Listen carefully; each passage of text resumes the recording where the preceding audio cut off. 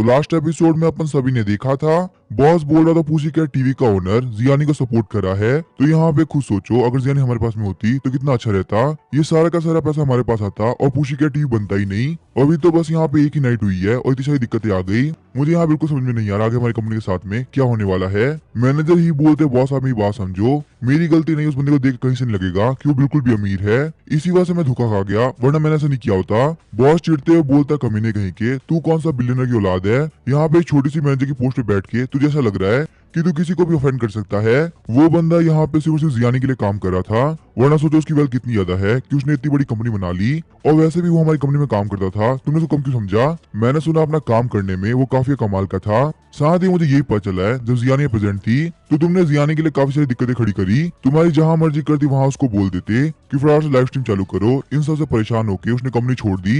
इसका मतलब आज यहाँ पे जो भी कुछ हो रहा है उसके जिम्मेदार तुम हो। मैनेजर ही बोलते बॉस आप क्या बात करे हो, वैसे यहाँ पे ये सब होते वक्त मैंने आपको हर एक न्यूज दी थी पर आपने बिल्कुल मना नहीं किया।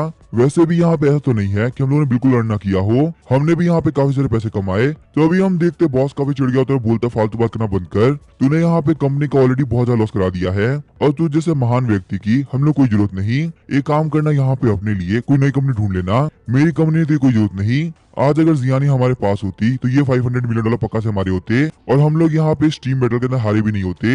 ये बोलने चाहते वो किक मार के मैनेजर ही को बाहर फेंक देता है। आगे हम लोग को पुशीकैट टीवी का सीन दिखाया जाता है। जियानी बोल रही होती है माइकल मुझे एक बात बताओ, तुम यहाँ पे इससे पैसा खर्च कर रहे हो, क्या ये ठीक है? कहीं इससे यहाँ पे तुम्हारे ऊपर कोई फाइनेंशियल दिक्कत तो नहीं आएगी ना? स्ट्रीम बैटल खत्म होने के बाद में मैंने यहाँ पूरी कैलकुलेशन करी और मुझे ये पता चला कि तुमने यहाँ $500 मिलियन खर्च किए हैं, जो कि आज तक किसी भी स्ट्रीम के सबसे ज्यादा थे। इसमें लगभग 50 से $100 मिलियन स्ट्रीमर्स को मिल चुके हैं। सही से बताओ तो इतना तो मैं भी अर्न नहीं कर पाती थी। मुझे एक बात बताओ, क्या यहाँ पे स्ट्रीमर्स को इतना पे करना ठीक रहेगा?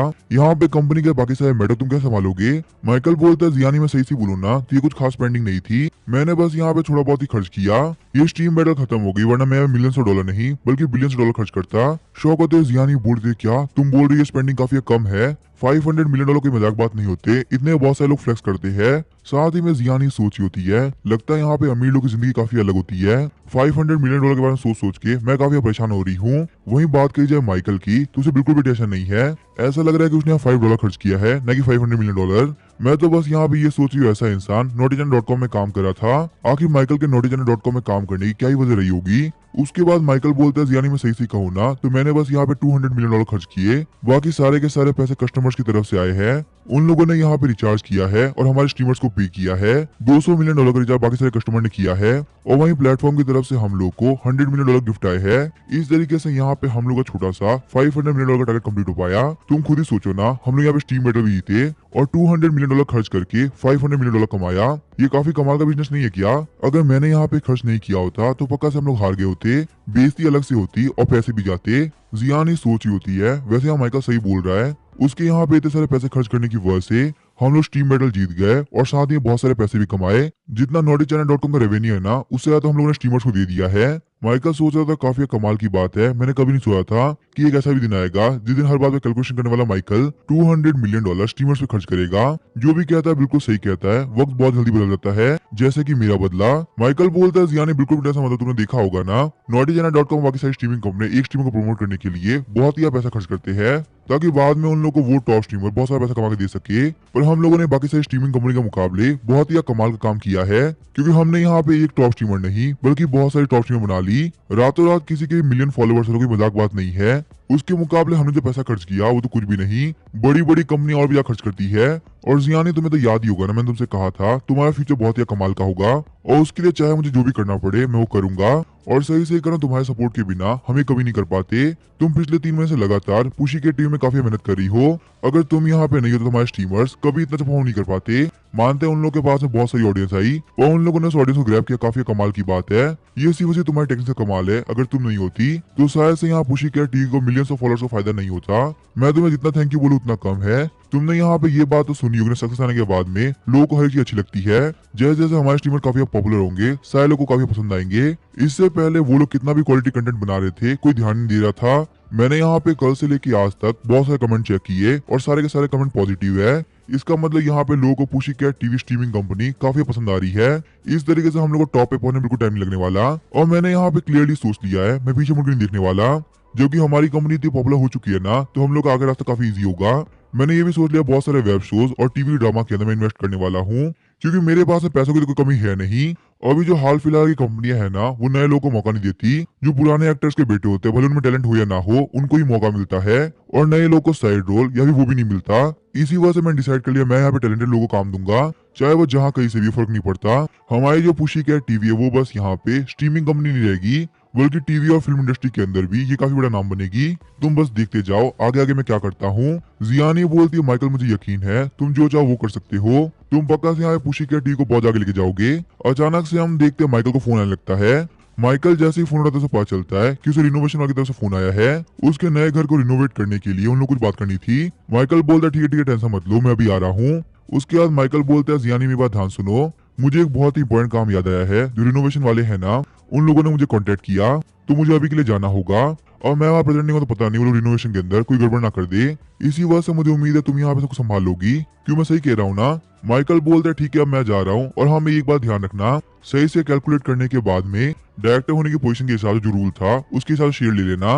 और साथ ही मैंने ये भी कहा था हर स्ट्रीमर के अंदर तुम्हारा भी शेयर होगा, तो उनके पास से भी अपना अपना शेयर ले लेना, भूलना मत। माइकल की ये बात सुनकर जियानी काफी शौक हुई होती है। जियानी बोलती है माइकल पर वो मन बहुत ही बड़ा होगा, क्या तुम्हें सही में लगता है मैं उसे मान के लायक हूँ? माइकल बोलता है जियानी मेरे सामने ऐसी फालतू बातें करने की जरूरत नहीं है, तुम उतना सारा पैसा डिजर्व करती हो। इस कंपनी के अंदर काम करने की मेरी फिलॉसफी एक ही है, अगर मेरी कंपनी में काम करते हुए सारे लोग खुश रहेंगे ना तो मैं बहुत ज्यादा पैसा कमाऊंगा। इसी वजह से मुझे अपनी कंपनी के प्रॉफिट को शेयर करने में कोई भी दिक्कत नहीं है, बस तुम लोग ऐसी मेहनत से काम करते रहना। पुशीकैट टीवी बिल्कुल भी बाकी सारी स्ट्रीमिंग कंपनी की तरह नहीं है। मैंने तुम्हें पहले ही बोल दिया है मेरा गोल दूसरी कंपनी का काफी अलग है। हम लोग को अभी दूर तक जाना है, यहीं पे नहीं रुकना, और मुझे यकीन है अभी की तरह आगे भी तुम मेरा साथ देती रहोगी। क्यों, मैं सही कह रहा हूँ ना? जियानी खुश होते हुए बोलती है माइकल बिल्कुल भी टेंशन मत लो, मैं तुम्हारा साथ हमेशा देती रहूंगी, और अगर तुम यहाँ पे इतना भूल ही रहे हो तो मैं शेयर ले लूंगी, तुम बिल्कुल भी टेंशन मत लो। सीन शिफ्ट होता है, हम देखते हैं माइकल के विला के बाहर मिस झाओ के बटलर आगे होते हैं जो कि स्वान बे में रहते हैं। वही हम लोग को माइकल के विला के अंदर का सीन दिखाया जाता है जहाँ पे बहुत सारे लोग काम कर रहे होते हैं। जैसा कि माइकल ने कहा था वो सारे लोग जगह तोड़ के रिनोवेट कर रहे होते हैं। माइकल वहाँ प्रेजेंट होता है और बोल रहा होता है सीमेंट और ईंटों को वहाँ पे रख दो, अगर यहाँ पे जहाँ सामान रहेगा तो रिनोवेट करने में काफी दिक्कत होगी,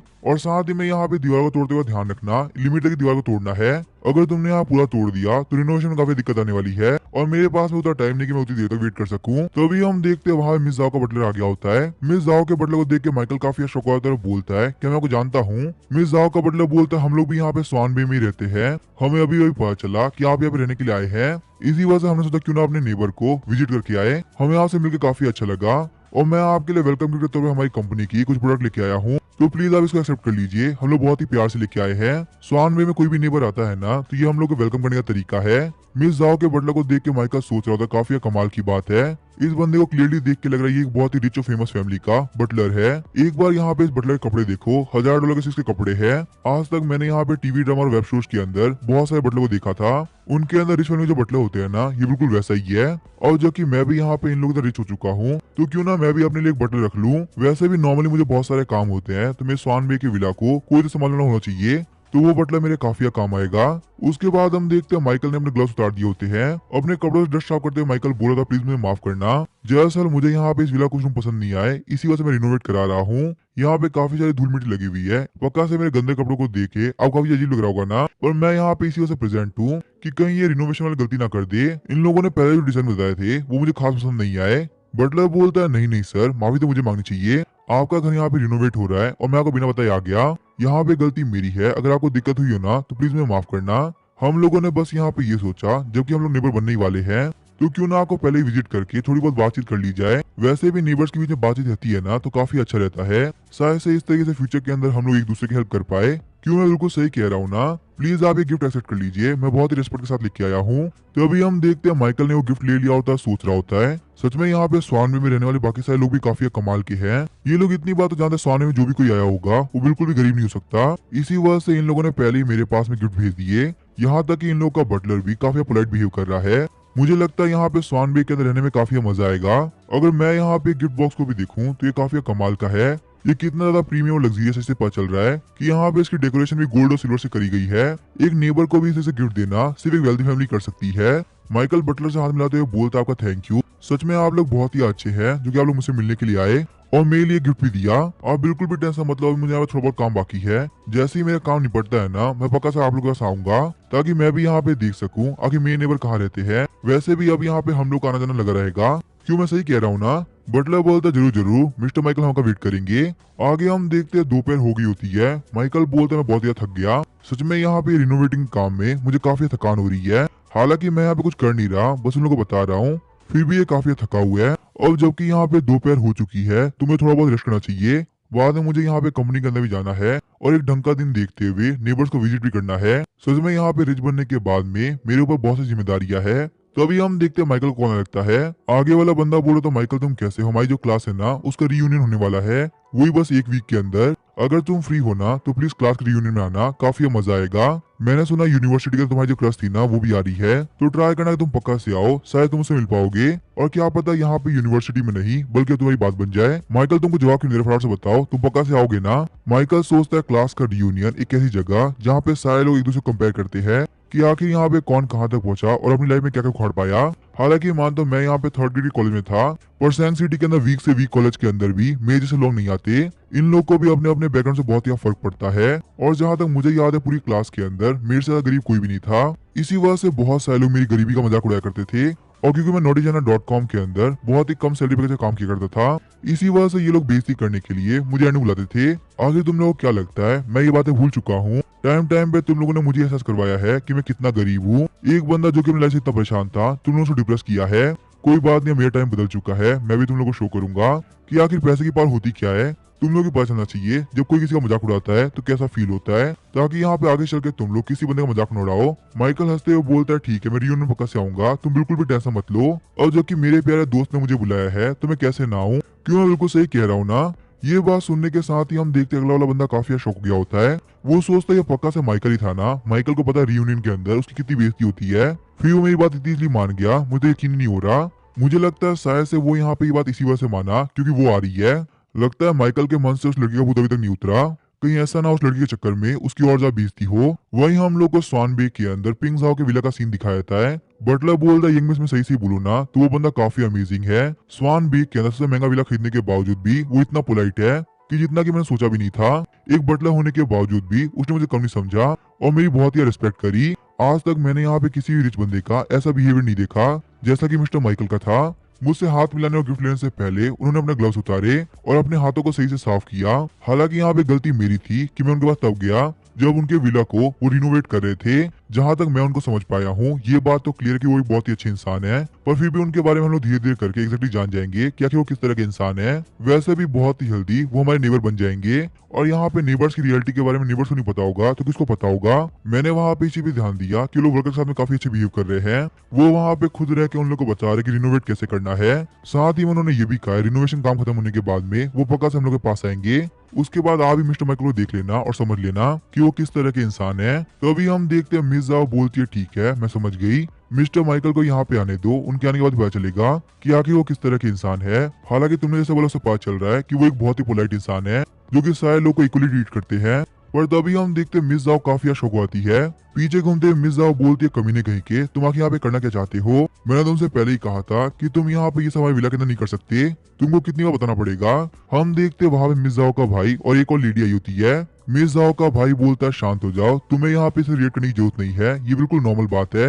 मिस जाओ बोलती है मैंने तुमसे पहले ही कहा था तुम्हारे घर के अंदर ऐसे किसी को नहीं ला सकते, हमारा घर कोई मेला नहीं है जो कोई भी घूमने के लिए आ जाएगा। मैं कह रही हूँ तुम यहाँ पे इसको भी लेके चले जाओ वरना तुम्हारे लिए अच्छा नहीं होने वाला। तो अभी हम देखते हैं मिस जाओ का भाई बोलता है जाओ, आखिर ये किस तरह का रिएक्शन है? अपनी फ्यूचर सिस्टर इन लॉ के साथ में तुम इतना एरोगेंट बिहेव नहीं रह सकती, ये बहुत ही गलत बात है। चलो सॉरी बोलो। मुझे यहाँ पे जितने मजे करने थे मैंने कर लिया और मैंने डिसाइड कर लिया है कि मैं यहाँ पे सेटल होने वाला हूँ। बहुत ही जल्दी मैं यहाँ पे तुम्हारी होने वाली सिस्टर इन लॉ ल्यू के साथ में शादी कर लूंगा। तुम मेरी बात समझ रही हो ना? इसी वजह से तुम्हें यहाँ पे ल्यू की रिस्पेक्ट करनी होगी चाहे तुम चाहो या ना चाहो। तभी हम देखते हैं यू ल्यू रोते हुए बोल रही होती मिस जाओ, लगता है आपको यहाँ पे मेरे बारे में ना बहुत ही गलत फहमी है, मैं बिल्कुल भी ऐसी नहीं हूँ। मैं आपके भाई से बहुत ही प्यार करती हूँ, उसके साथ में लाइफ टाइम रहना चाहती हूँ। मिस जाओ बोलती है ठीक है मुझे पता है तुम्हें कितना मेरे भाई से प्यार है और कितना मेरे भाई के पैसों से। मैं यहाँ पे ये बात तो जानती हूँ कि कितनी मुझे गलत फहमी है और कितनी इस बात में रियलिटी है, तो मुझे मत सिखाओ। और